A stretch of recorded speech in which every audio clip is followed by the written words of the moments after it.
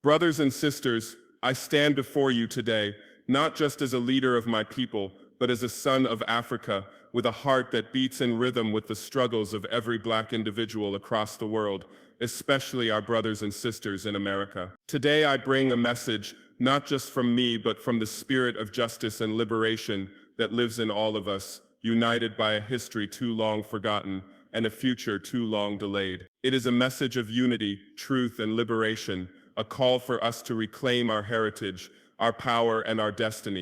For too long, the journey of Black Americans has been one marked by pain, injustice, and systemic oppression. From the shackles of slavery to the chains of modern-day racism, the struggle for freedom has been a constant battle.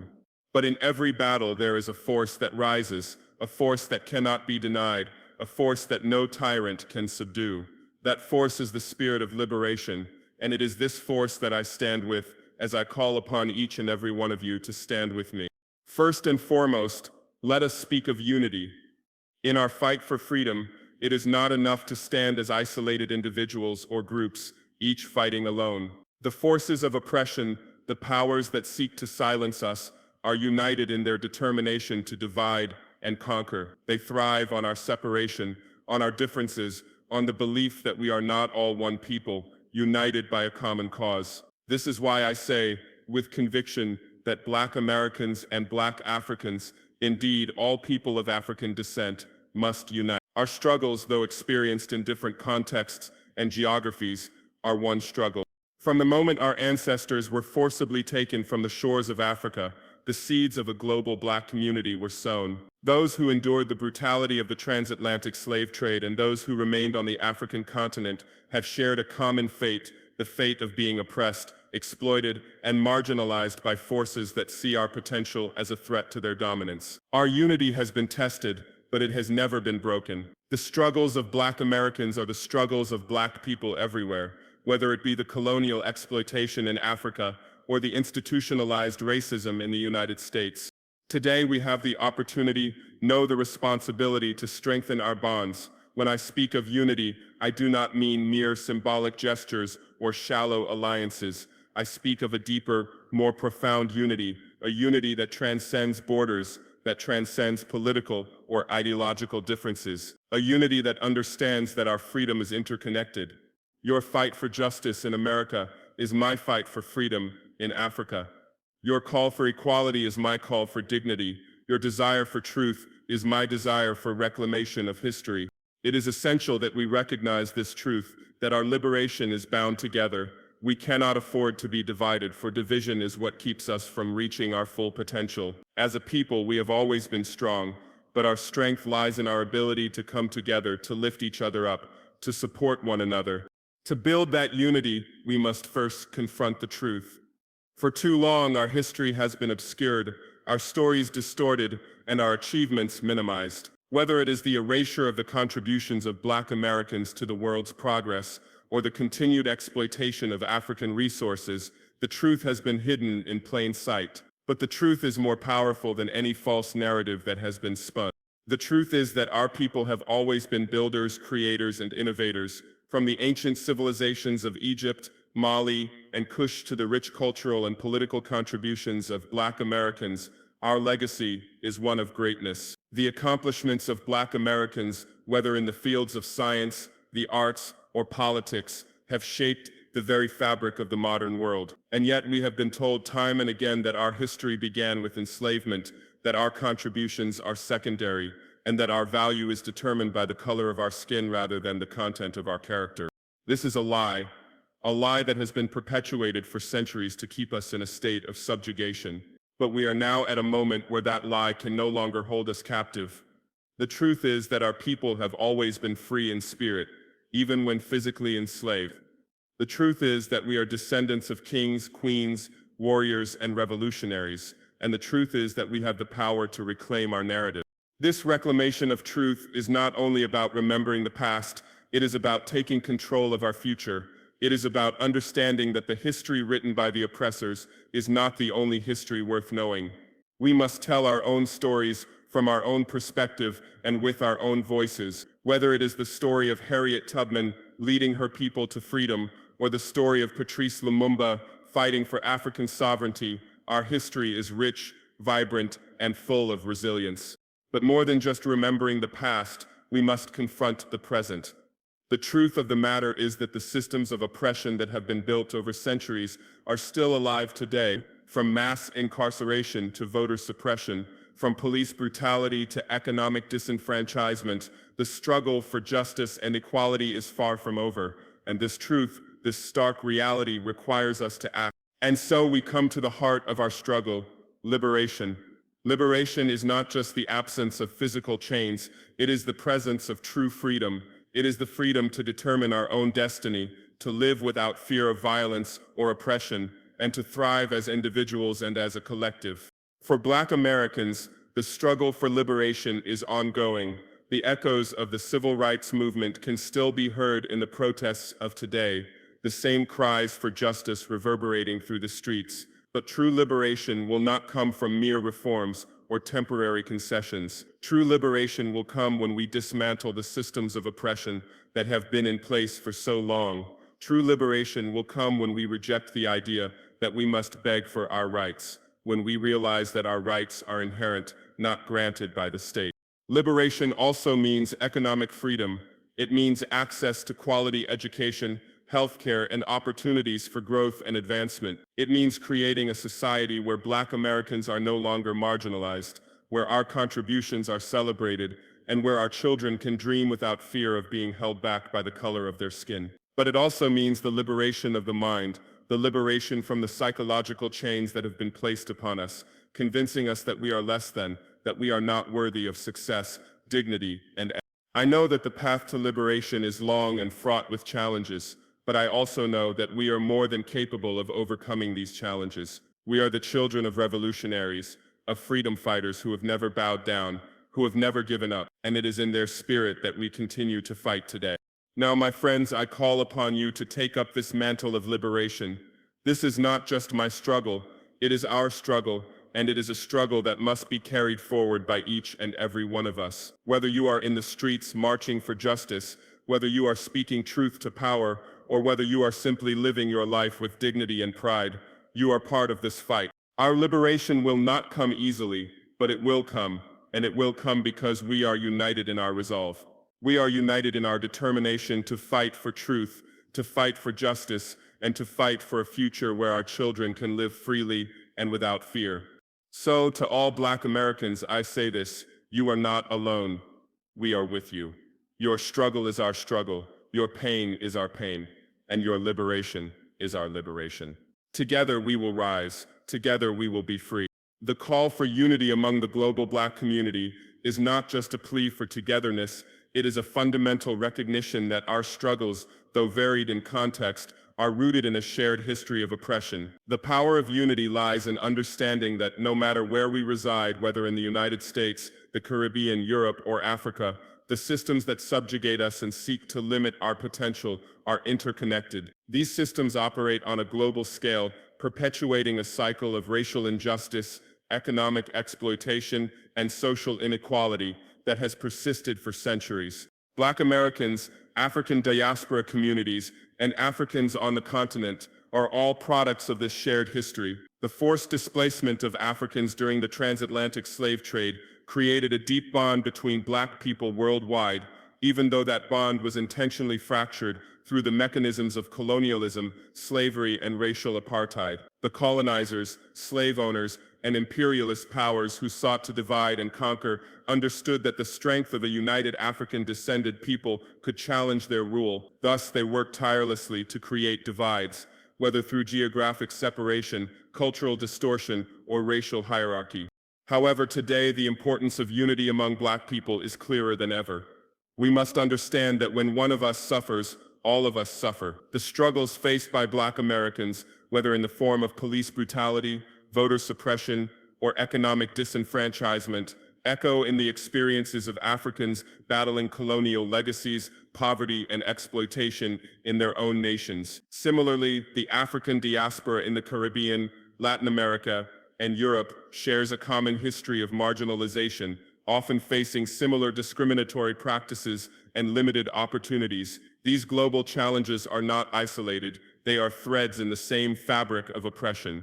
Unity in this sense is not just about sentiment or moral support, it is about a shared commitment to action. It is about recognizing that our collective liberation is bound together, that when Black Americans demand justice and equality, they are not only fighting for themselves, but for the liberation of all Black people. Likewise, when Africans fight for economic independence and political sovereignty, they are advancing the same cause for Black people everywhere. The global Black community's unity holds immense power. It is a force that can reshape the global order. By recognizing our common struggle, we can pool our resources, knowledge, and voices to create a movement for justice that transcends borders. The power of this unity lies in the shared commitment to a future where we are no longer divided but empowered, where our history is not a tool of oppression, but a foundation for collective strength and progress. Reclaiming truth and history is one of the most profound and essential acts in the journey toward liberation for Black people around the world. For centuries, the narrative of Black people has been shaped, manipulated, and distorted by those who sought to justify their exploitation and oppression. This distortion has not only erased the true contributions and achievements of Black people throughout history, but also created false narratives that have justified systemic racism, discrimination, and violence. To reclaim our truth is to confront and expose these falsehoods and to rewrite a history that is ours, one that recognizes our greatness, resilience, and ingenuity. The history of Black people, particularly in the context of the African diaspora, has often been written by the victors, the colonizers, the slave traders, and the imperial powers that sought to dominate and subjugate entire continents. As a result, the achievements of African civilizations, such as the powerful kingdoms of Mali, Ghana, and Egypt, have been minimized or erased in favor of a narrative that portrays Africa as a land of primitive peoples in need of civilizing. Similarly, the contributions of Black Americans to the development of modern society, from the arts to science, from politics to culture, have often been overshadowed or attributed to others. The brutal reality of slavery, the struggle for civil rights, and the continuous fight against systemic racism are often told in ways that dehumanize, simplify, or distort the truth of Black people's lived experiences. This historical erasure has lasting consequences. It perpetuates a narrative that denies the humanity, dignity, and intelligence of Black people. It reinforces the idea that Black individuals are somehow less capable, less worthy, or less deserving of the same rights and opportunities as others. This is a lie, a powerful, dangerous lie that has been used to justify the oppression and subjugation of generations. Reclaiming truth and history involves acknowledging the full scope of our past, the good, the bad, and the painful, and understanding how it has shaped the present. It is about reclaiming the narrative from those who would distort it for their own gain. It is about shining a light on the truth of the ancient African civilizations that laid the foundation for much of modern culture, on the wisdom and knowledge passed down through generations, and on the resilience and ingenuity of Black people in the face of centuries of oppression. But reclaiming truth is not just about remembering the past, it is also about confronting the present. The same systems that erased our history are still in place today, perpetuating inequality and injustice. The truth must be told not only in books and speeches, but also in the institutions and systems that continue to marginalize Black people. Education systems must teach the true history of Black people, from the contributions of African civilizations to the stories of Black resistance and empowerment. Media must portray Black people as fully realized human beings with rich histories, cultures, and identities. Society must acknowledge the historical realities of racism and work actively to dismantle the structures that continue to perpetuate inequality. Reclaiming history is also about shifting the narrative from victimhood to empowerment. While the history of Black people is undeniably one of struggle, it is also one of survival, resilience, and triumph. The civil rights movement, the abolition of slavery, the fight against apartheid, these are not just stories of suffering, but of people who refuse to give up, who refuse to be defined by their oppression. The reclaiming of truth means telling these stories in their fullness, recognizing not just the pain but also the victories and the continued progress made by Black people in every field of human endeavor. Ultimately, to reclaim our truth is to affirm our humanity. It is to say that we are not the sum of the stereotypes others have imposed upon us, but the authors of our own story. By embracing and asserting our truth, we not only honor those who came before us, but also pave the way for future generations to live in a world where their history is acknowledged, celebrated, and respected. This act of reclamation is essential not only for healing, but for building a future that reflects the true richness of our heritage and the limitless potential of Black people everywhere. Confronting systemic oppression is one of the most urgent and necessary tasks in the fight for true liberation. Systemic oppression refers to the deeply ingrained structures, policies, and practices that maintain inequalities and keep marginalized groups, particularly Black people, trapped in cycles of poverty, disenfranchisement, and subjugation. These systems are not just individual acts of discrimination or bigotry. They are institutionalized, embedded within the fabric of society, and perpetuated by laws, cultural norms, and economic practices that disproportionately harm Black people, both in the United States and across the globe. For centuries, Black people have been subjected to systemic oppression, starting with the dehumanization of Africans during the transatlantic slave trade. Slavery was not just a personal abuse, but a systemic institution that shaped entire societies and economies, particularly in the Americas. Even after the abolition of slavery, the legal and social systems in both the United States and many African countries continued to reinforce the marginalization of Black people. From Jim Crow laws in the United States to the legacy of colonialism in Africa, these systems have adapted and evolved, but their core purpose has remained the same: to maintain the racial hierarchy that places Black people at the bottom. Systemic oppression manifests in a variety of ways, many of which continue to be seen today. In the United States, one of the clearest examples is the criminal justice system, where Black Americans are disproportionately targeted, incarcerated, and sentenced to longer prison terms than their white counterparts. The mass incarceration of Black people is not simply a failure of individual morality or a result of personal decisions. It is a systemic issue deeply embedded in laws and policies that criminalize poverty, racial difference, and the everyday survival mechanisms of marginalized communities. The war on drugs, for instance, disproportionately affected Black communities, even though drug use rates among white Americans were similar or higher. The prison industrial complex has turned the incarceration of Black bodies into a lucrative business, and racial profiling and police brutality further entrench this system of oppression.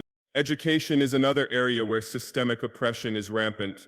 Historically, Black Americans have had less access to quality education, starting with the abolition of slavery and continuing through the era of segregation and into modern-day inequalities in public school funding. In many African countries, education systems have been hampered by colonial structures and policies that still benefit the elites while leaving the majority of the population in poverty. Systemic inequalities in education perpetuate cycles of disadvantage, keeping Black children from reaching their full potential and limiting their opportunities for upward mobility.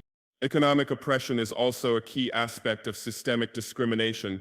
Black Americans have faced unequal access to economic opportunities since the days of slavery. Even after emancipation, policies like sharecropping and discriminatory lending practices, such as redlining, kept Black people trapped in poverty and denied them the chance to accumulate wealth. The legacy of this economic disenfranchisement can still be seen today in the wealth gap between Black and white families, which is staggering. Black families have a fraction of the wealth that white families do, and the barriers to economic advancement are deeply embedded in discriminatory hiring practices, unequal pay, and lack of access to capital. Confronting systemic oppression requires more than just calling out individual acts of racism or bigotry. It demands a fundamental shift in how societies are organized.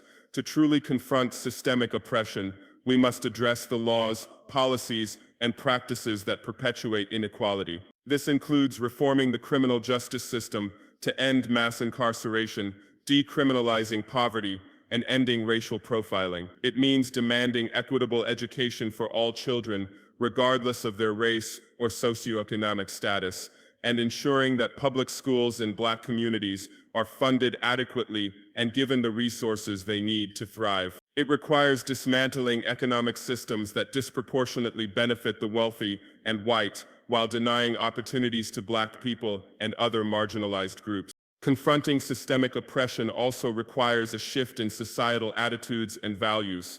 While legal reforms are necessary, they are not sufficient on their own. There must be a cultural reckoning where we acknowledge the historical and ongoing impact of racism and inequality. This means confronting the deep-seated prejudices that persist in our media, our workplaces, our schools, and our homes. It means actively working to change the narratives that portray Black people as inferior or inherently criminal, and instead elevating stories that show the fullness of Black experiences, stories of triumph, resilience, and brilliance. Moreover, confronting systemic oppression calls for solidarity and collective action. No single individual or group can dismantle these systems on their own. It will require a united effort from Black people and allies alike, working across racial, national, and class lines to create a movement for justice. This means not only fighting for policy changes, but also pushing for a new social and cultural order, one where equality is not just a dream, but a lived reality.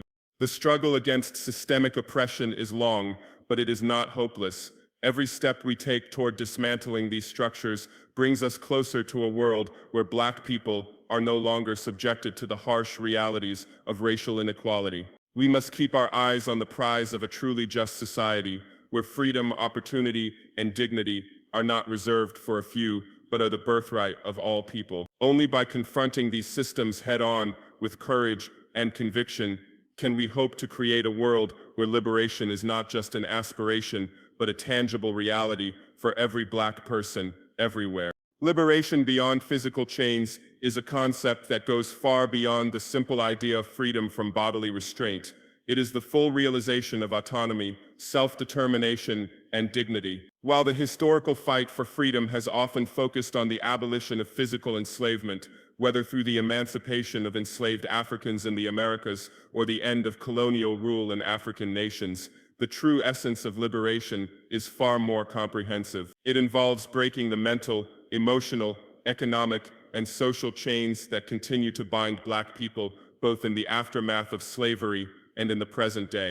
The abolition of physical slavery was a monumental victory, but it did not mark the end of the struggle for true liberation. In fact, it only began a new chapter of resistance, as former slaves and oppressed people were left to navigate a world still heavily shaped by the systems that had enslaved them. The physical shackles may have been removed, but the psychological, social, and economic chains remained firmly in place, often in more subtle but equally damaging forms. These chains exist not only in the policies and structures of modern society, but also in the way that Black people have been conditioned to view themselves and their place in the world.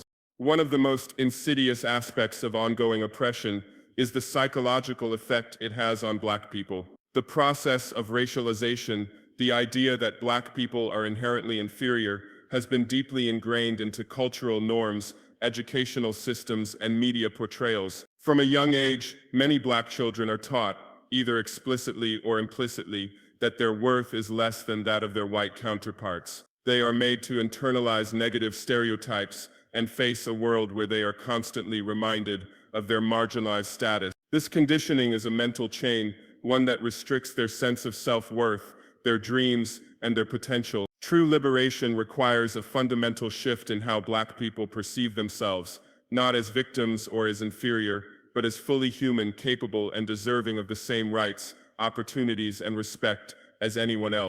Liberation beyond physical chains also requires the dismantling of economic systems that perpetuate poverty, inequality, and lack of opportunity. While many Black people today are not enslaved in the traditional sense, the economic structures that sustain poverty are just as powerful. Economic slavery takes the form of job discrimination, wage disparity, lack of access to capital, and the systemic denial of opportunities for wealth accumulation. The enduring wealth gap between Black and white Americans is not merely a product of individual failures or choices, but the result of centuries of exclusion from the economic benefits that white people have enjoyed, from land ownership to inheritance. In many cases, Black families are still struggling to overcome the effects of economic disenfranchisement that began with slavery and were reinforced by discriminatory practices like redlining, sharecropping, and segregation.